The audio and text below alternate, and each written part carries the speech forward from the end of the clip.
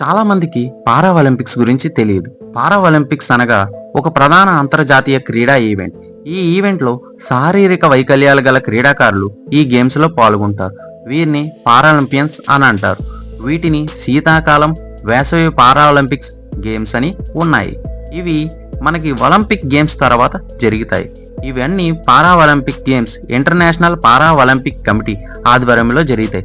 మనకి మొట్టమొదటిగా ఇటలీ అనే దేశంలో రోమ్ అనే ప్రాంతంలో 1960లో 23 దేశాల నుండి వైకల్యం ఉన్న 400 అథ్లెటిక్స్తో ప్రారంభమయ్యాయి. ఇప్పుడు నేను మీకు చూపిస్తున్న ఈ లోగో 1958 నుంచి 1972 వరకు మాత్రమే ఉంది. 2012 వేసవి ఒలింపిక్స్లో 100కి పైగా దేశాల నుండి వేలాది మంది పోటీదారులకు పెరిగింది. లోగోలోని 3 అంశాలు ఎరుపు, నీలం మరియు ఆకుపచ్చ రంగులు ప్రపంచవ్యాప్తంగా ఉన్న జాతీయ జెండాల్లో అత్యంత విస్తృతంగా ప్రాతినిధ్యం వహించే రంగులను సూచిస్తాయి.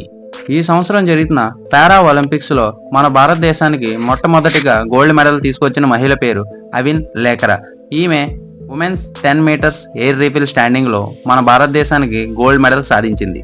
అలాగే మోనా అగర్వాల్ అనే మహిళ కూడా ఉమెన్స్ 10 మీటర్స్ ఎయిర్ రీఫిల్ స్టాండింగ్లో మన భారతదేశానికి బ్రౌంజ్ మెడల్ సాధించింది. అలాగే మెన్స్ 10 మీటర్స్ ఎయిర్ పిస్టోల్లో మనీష్ నర్వాల్ కూడా మన భారతదేశానికి సిల్వర్ మెడల్ సాధించారు. అలాగే 100 మీటర్స్ రన్నింగ్లో ప్రీతి పాల్ అనే మహిళ మన భారతదేశానికి బ్రౌంజ్ మెడల్ సాధించింది.